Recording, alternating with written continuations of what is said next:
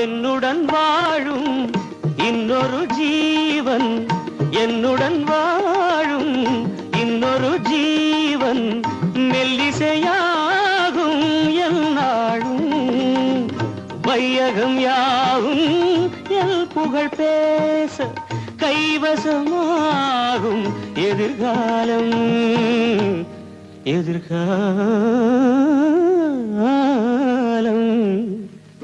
எனக்கொரு காதலி இருக்கின்றாள், அவள் 7 ஸ்வரங்களில் சிரிக்கின்றாள்.